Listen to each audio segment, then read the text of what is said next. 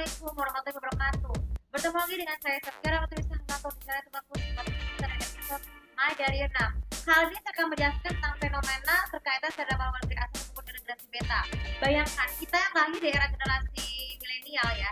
Di era generasi milenial itu kan identik sama halnya cara menuju beberapa negara, baik itu dari Turki, Meksiko, Korea, Jepang, Tiongkok, Filipina, Thailand, bahkan sampai Malaysia juga cukup populer.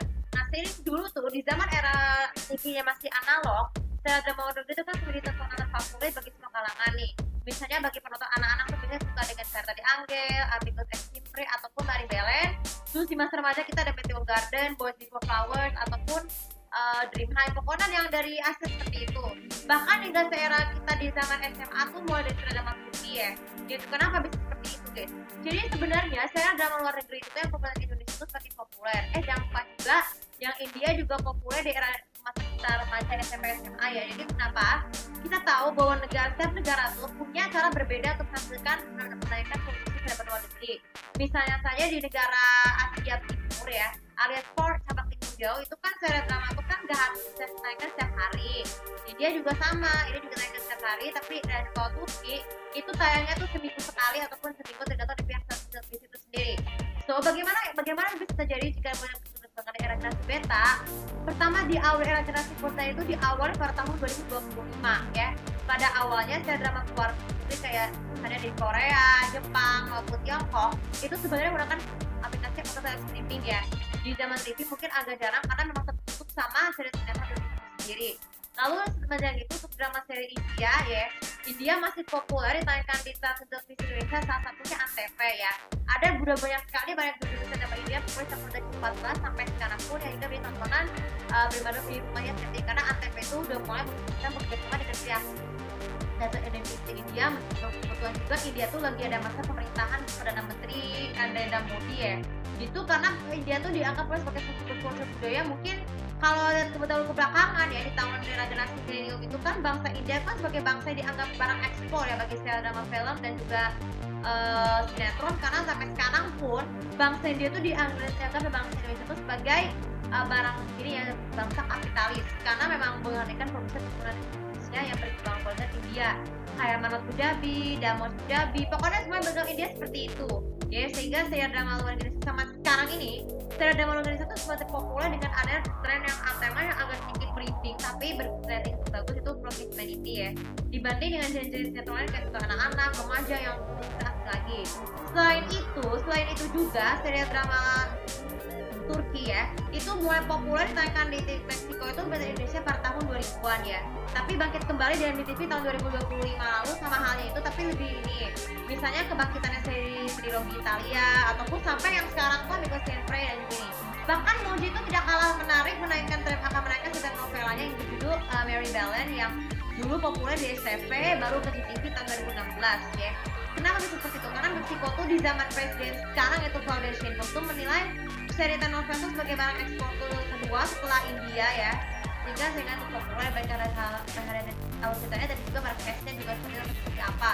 Bahkan cast yang pemeran anak-anak pun pada kecil menjadi seorang superstar di series OTT live streaming di negara masing-masing. So, jadi makanya seri telenovela Meksiko tuh bangkit kembali tahun 2025 ya di MDTV ya. Jadi MDTV mulai berdiri tahun 2025.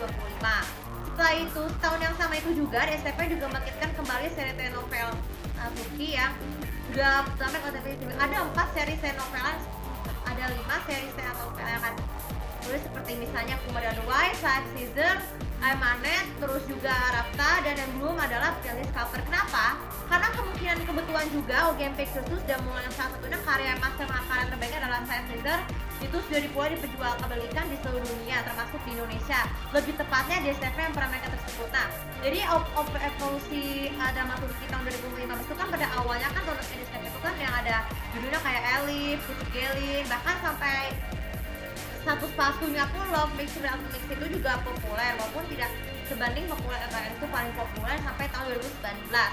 Berbalik ke tahun 2025, nah kalau Kuma itu tuh kan ceritanya bagus ya, karena cerita konsep pendalaman agama itu kan gak terlalu frontal ya, tapi ceritanya juga menarik untuk ditonton berbentuk fokus pada episode. Sedangkan itu tayang perdana di SCTV itu pada tahun 26 Mei 2025 sampai tamat 14 Agustus 2025. Sedangkan Side Season pertama itu tayang di SCTV dari tanggal 25 Agustus 2025 sampai 31 Oktober 2025 atau bertepatan dengan hari Halloween. Kenapa ceritanya bisa bagus? Karena seri Side merupakan satu series OGM Pictures yang dengan Islamic value terbukti banyak dari adegan tuh yang meskipun ada adegan mafia ataupun kekerasan seperti adegan yang frontal kayak gitu, tapi Islamic vibe-nya banyak seperti kayak suara brutalnya, soundtracknya, bahkan soundtracknya itu tuh semakin populer ya, sering perjalanan ceritanya semakin seru ya.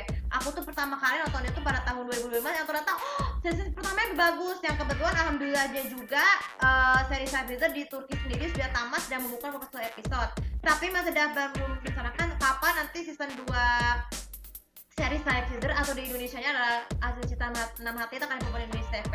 Nanti ditunggu saja karena memang saat ini season 2 semua episode sedang melakukan proses dubbing ke bahasa Indonesia untuk semua episode kedua. Sehingga ke kalian yang belum tahu, yang udah pernah nonton dan setelah nggak puas sama akhir ceritanya yang ternyata menggantung, tapi saking serunya aku di memorable banget ya tahun 2000 itu pertama kali nontonnya kayak alusnya kayak seru banget gitu loh. Itu tapi ada penembakan masih menjadi misterinya ada di mana di season 2 ya.